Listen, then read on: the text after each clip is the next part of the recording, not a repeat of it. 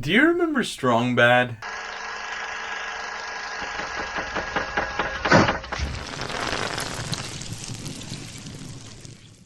Hello, welcome back to Simon's Rants. I'm Simon, and today I'm doing something a little bit different. Instead of doing a normal review of a movie or a series in review of a TV show where I go through 3 episodes, I wanted to talk about something that was really popular online. It didn't have a standard runtime or schedule really to it. It was kind of on a weekly thing, but not really. This was Strong Bad, or also known as HomestarRunner.com.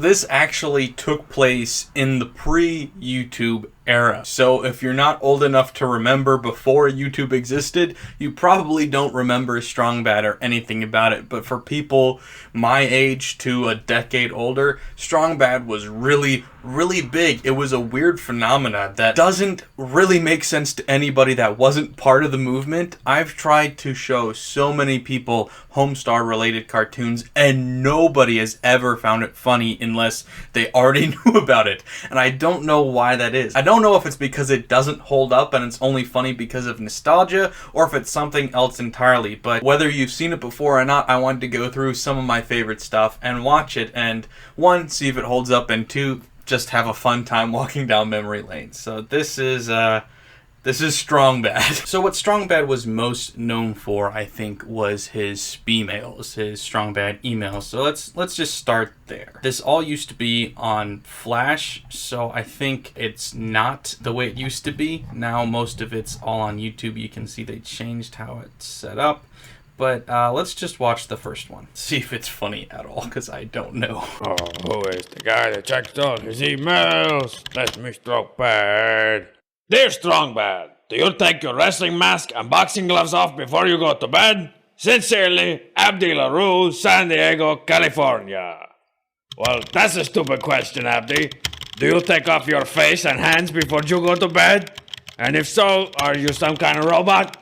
And if so, what kind of powers do you have? It's interesting because I want to point out a couple things. 1, the animation never got good or anything. The animation is never good, but this is so much simpler than it ended up being. He's got one singular facial expression. He doesn't move at all. You hear a constant typing, no matter whether or not he's typing it out. If the words stop, you can still hear the sound of him typing. It's interesting to see how different it was when it first started. But so, you get the basic idea of how it started. For some reason, Strong Bad became like the most popular character from this show, if you will, and so people would email him and he just would make fun of them back to their face. It developed into more of a show, but that's what it was to start. Let's see what I got good. Let's go to Brian Rietta. This one was often quoted in my house for some reason. Dear Strong Bad, every time I watch a cartoon with you in it, I can't help but realize how incredibly gorgeous you are. I love the way you walk around without your shirt on so confidently. Anyways, I was wondering if you would like to go out sometime. Give me a call. Pom Pom has my number. Hopefully yours, Brian. Oh, well, Brian, maybe you and I could have... Hey, Brian! What the crap? Look, man, unless Brian is short for Brian Rieta or Brian Sue or something like that, it's just not gonna work out between you and me, okay? So... Once again, I don't know if anybody else is going to find that funny other than me and people that have already seen this, but it was kind of just like this sarcastic relationship that this creator had with his fans. But you see right away also, the animation's already gotten better. Like, he moves his head around. Typing is still a little bit off, but it's better now. You don't see his mouth anymore, actually, when he talks, so that he can actually make that easier for himself. Suddenly feels so easy to animate. Who's that giving Strong Bad a hand? Email. Hey, Strong Bad. Also, I want to point out, I don't know if you caught it, but in the first couple, he had a bit of like an accent. He's obviously got this Mexican wrestler's mask on, and he had a bit of a Mexican accent, and they ended up dropping that. They kept the same basic voice, but they got rid of the accent. I don't know if they thought that it was offensive. Probably not, considering when this came out, nobody thought anything was offensive. Or if it was just, they just developed the voices as they went, because the more you watch, the more you realize their voices all changed a lot. Take a really cool word, but then spell it all wrong. You know, like laser or big knife or something like tarantula.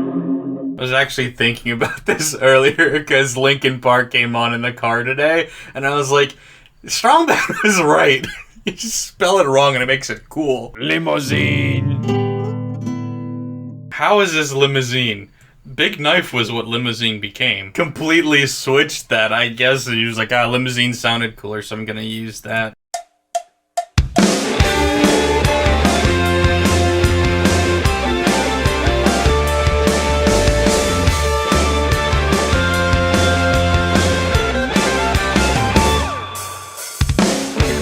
Walking the streets, I got a feeling this leather tough. You better believe it.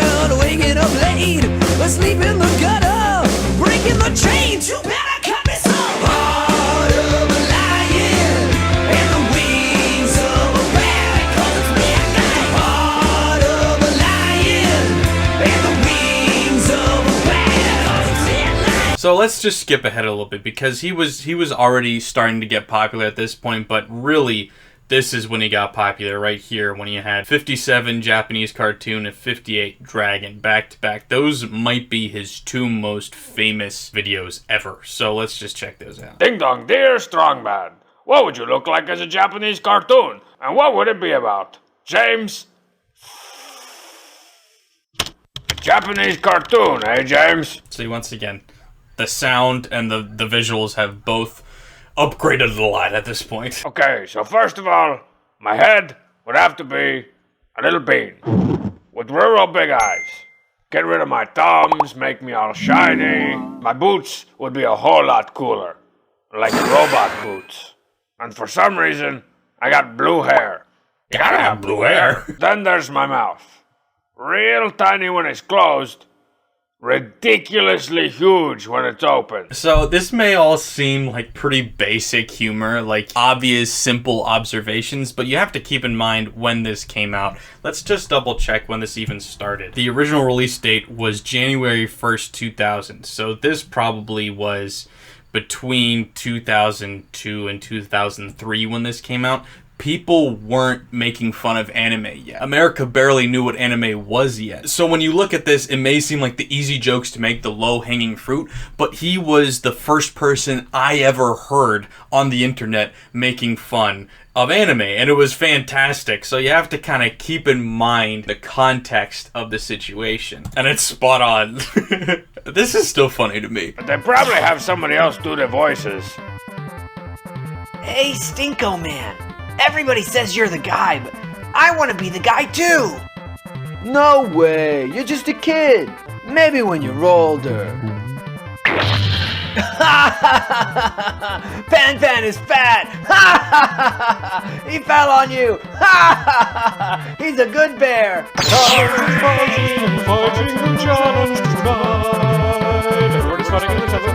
I love that. As someone who doesn't like anime at all, this is still really good. So then, following that, we immediately go to Dragon. And if you know already, you know what we're in for. And if you don't, I don't know if you're going to appreciate this enough. Here I go once again with the email.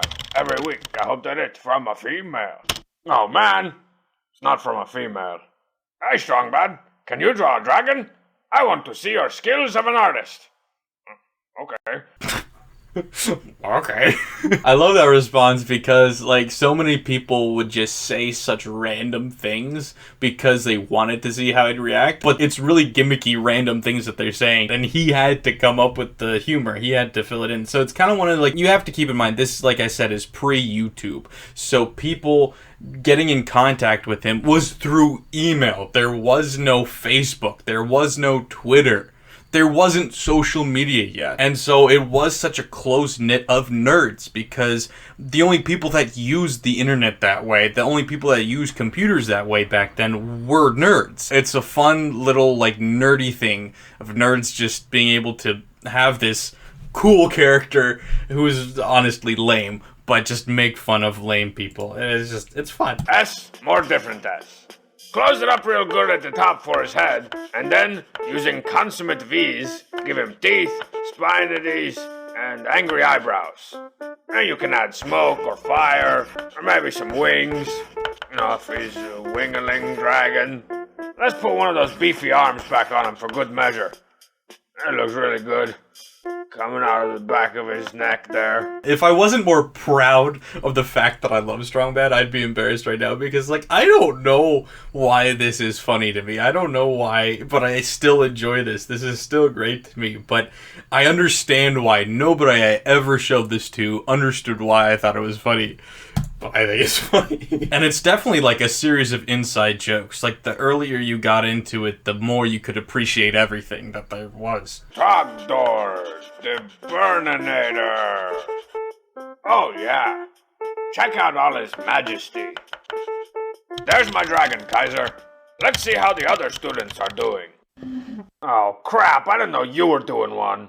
Oh, sure. I think I've improved on your methods a bit, too. I employed some chiaroscuro shading and... I'll improve on your methods. What? That's not an improvement.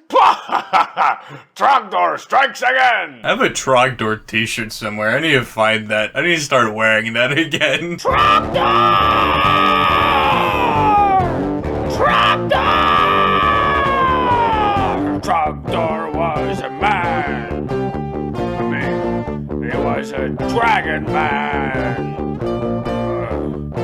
Maybe he was just a dragon. But he was still Trogdor!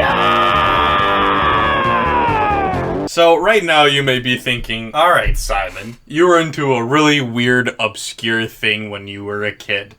Why should we care? It wasn't that obscure as far as, you know, things on the internet back then go. This song had such an impact that it was actually a bonus song on Guitar Hero. Seriously.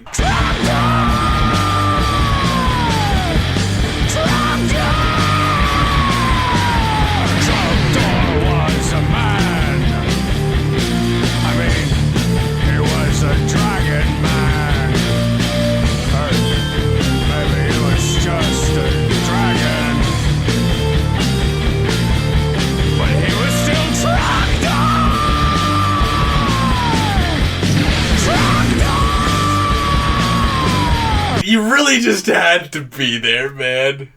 You had to be there. Dear Strongman, I was at the movies last night, and this little girl behind me wouldn't shut up. Has that ever happened to you? Oh, I feel you, Kupreem. It's a good thing they make you turn off your bazookas before movies, man. Or every one of my theater-going experiences would end in smoldering crater fashion. The experience starts out promising enough. Good evening, Bontilda. 40-1 will be on your last. Just you watch the cheat. Hey look, it's COVID. I'm sorry, but I had to make that joke.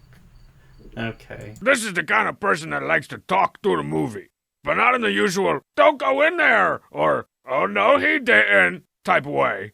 He just makes small talk with the characters. Just chit-chat. But I figured out their plan. Yeah, I figured I'd just cut up some ice bowl lettuce. Throw some tomatoes on there, maybe a little Catalina. Nothing fancy. Oh man, have you ever been to a groundbreaking? I mean, what is the point of those things? You know where the real money is? Phone books. I wonder how you spell Tabasco. Tabasco. This is why I don't go to dollar theaters. When you go to like the really cheap theaters, you just have people like this. They just talk the whole movie. Not even necessarily about the movie. It's like, why are you here? Dear Strongbad, does Strongbadia ever host a hideous growth on my butt festival? Wait, independent film festival? Hey, independent films are good sometimes. The short answer is no. The long answer is no.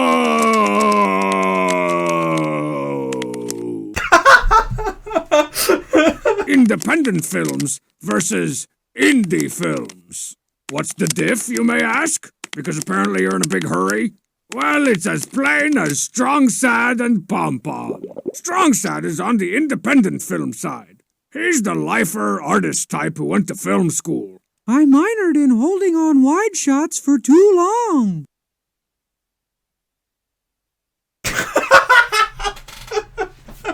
And he's making some boring, very personal, no-budget film.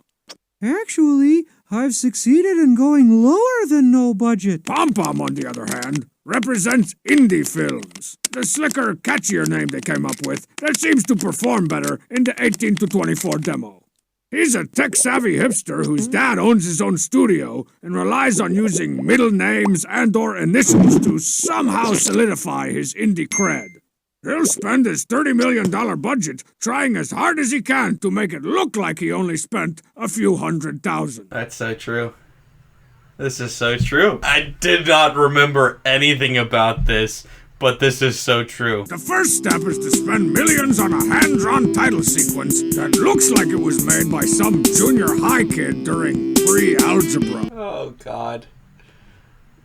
This is too good. The title of the movie is either two of the cleverly named main characters or the city and state in which it takes place. Oh, in fact, just call it City, State. I'm just thinking Juno every time they talk about this. So, speed mails weren't the only thing that he did, though. Something that a lot of people don't actually talk about that much, but I think was actually one of my favorite things, was the Marzipan answering machine. So Marzipan was another character from this universe, and she had a phone, apparently, that people called. And it led to some of the funniest stuff, because it was just, well, I'll just show you. Hi, this is Marzipan. I'm out looking at the fall colors. Please leave me a message, and I'll call you right back. Mrs. Pan, hello. Yes, this is, Mr. Nobody from the Toilet Patrol, and, we're just calling because we need you to do a checkup on your toilet. So if you could, stick your head in the toilet and, flush the toilet. And then give us a call back and let us know if your toilet is alright. Okay. Have a good day.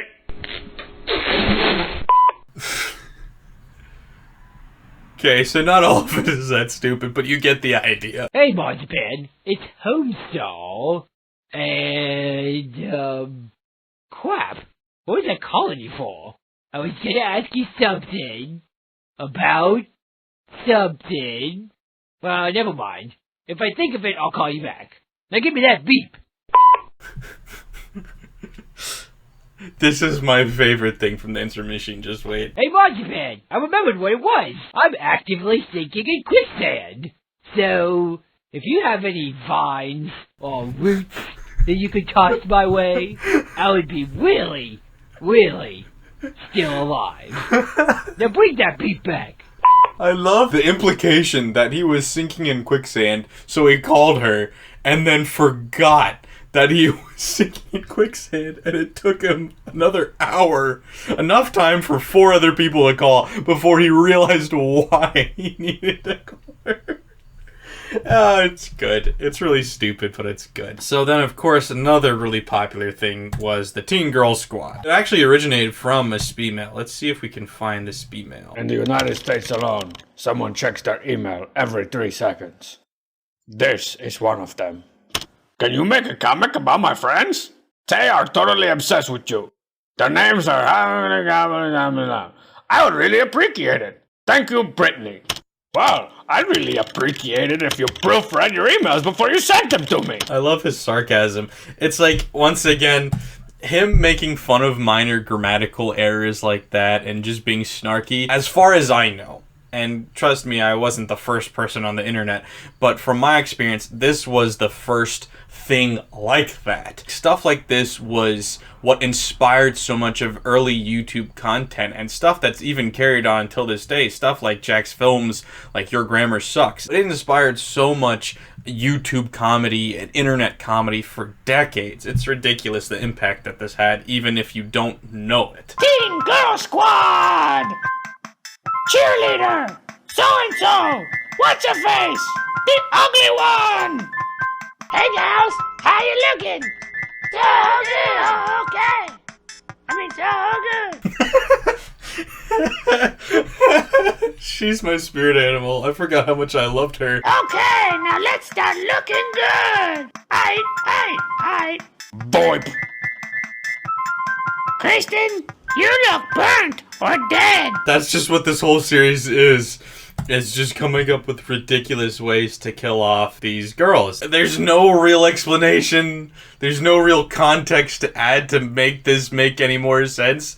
It is just random, and it is just weird. That's all this is him just being weird. So he did more than just the females. There was actually a lot of just like cartoons, like this. There's no audience interaction. There's an actual plot. It's longer. This is 8.5 minutes instead of like 2, so this was kind of more of the other stuff they did. Homestar, could you get that? No way!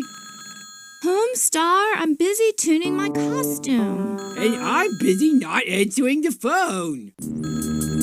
Oh, great. You made me miss it. Ooh, this is Marzipan. Leave me a spooky message. Jibbly, jibbly, jibbly, jibbly. Marzipan, I'm done not answering the phone. Did you still need me to answer the phone? Wait, what's that? You say you want me to go out by myself and leave you here? Okay, if you say so. Jibbly, jibbly, jibbly, jibbly. And your stupid face. And your stupid face. I forgot about that. We quote that so much for no particular reason. I've talked before, I forget in what review it was, but I've talked about comedy by omission. It's when you don't show a punchline or when you exclude specific information needed to understand the punchline, and it can either be hilarious or the exact opposite. And this is a great case of just being like, what the hell happened to lead to this situation? Because you have Strong Bad yelling at the stick, which is a character kind of, but is in reality an inanimate stick. It has no personality, it never says anything, and you have him in a fight with it. That's hilarious to me. I love that. Like, how did we get here? We gotta hurry. Strongman and the cheetah are in great danger. I hate you, the stick. Why does everybody hate the stick? What did it do? Yes, when it's Halloween night and there's an insane painting running around, there's no safer place for a pretty young thing like me than in the shower. My good man, could you please pass the Port Plus? Hey, jorbly, jorbly, jorbly, jorbly, jorbly. Now all the lame characters have been gibbling too. Ahem. Sorry, man. All but one. Thank you very much.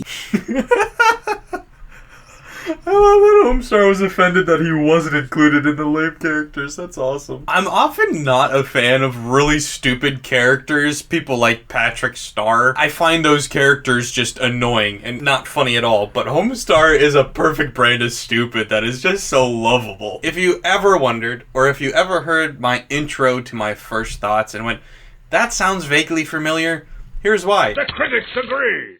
A triumph. A cinematic breakfast snack of some kind. It sure was a movie. Yeah, so I got that from that. Anyway, so that was Strong Bad. That was fun to relive. It definitely actually holds up. Some parts more than other, but it definitely was enjoyable to go through. So I really enjoyed that. I hope you did too. If you did, let me know in the comments below. And of course, don't forget to like, share, and subscribe if you're new here. Thanks, guys. Bye.